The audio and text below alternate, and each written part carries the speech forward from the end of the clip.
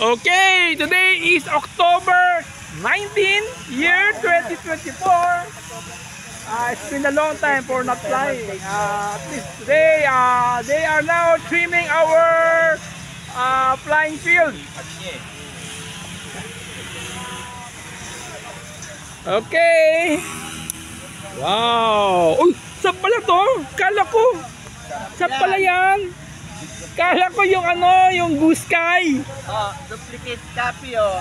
Ah, sab din. Oh, kambal yun.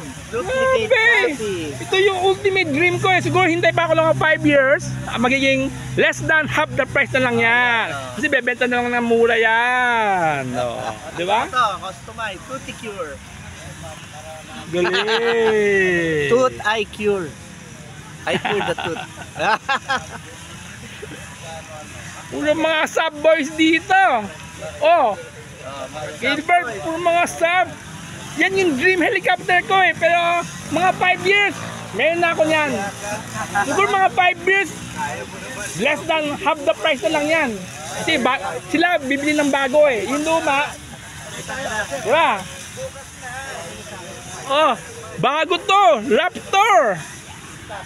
Raptor 700. Ganda! Galing kay Manny to, binili mo kay Manny.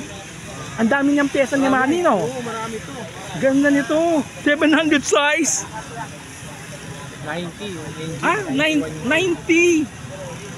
Na ano pa? Anong engine na? OS? Galing. Ganda nito. Sana eh. Galing. Ganda. Assembled by Marcel ba? Sir Marcel. Si Marcel mahilig sa mga vintage eh. Anong bagong project? Ha? Anong bagong project? Itong kay Sir Jess. Kaya pala yan, yung servo, iniwan sa'yo pala isa-set up mo. Oo. Ooh. Ha? Isa natin nilalagay sa di ba? Direct. Pwede rin. Ito, ganda ng starter mo. Ito, binili mo pa?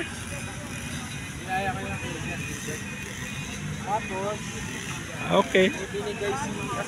Ano lang to, motorcycle, scooter, starter lang to eh. Mabilis lang gawin. Punta ka lang sa Shopee. Gawa niya ni This is a handmade by Doc Mel. Yan no. Bagong hobby ni Mel, meron siyang lathe machine. Ito ginagawa niya, no? Lahat 'yan. Pati yung bakal ni Harden niya. Buti lang meron siyang acetylene. Aba ito bili na sa Shopee. Ganda. Meron ka acetylene, takot akong gamitin. Ang mahal nito pag bibili mo sa sa hobby shop. Okay. Ako naman, I just finished flying my Compass 700. Hindi, this is 600 size Compass. Okay. Anyway, they are now cutting our grass. Kabila, cut na. So they are now cutting the other side. So, yan. Okay, that's about it. Thank you.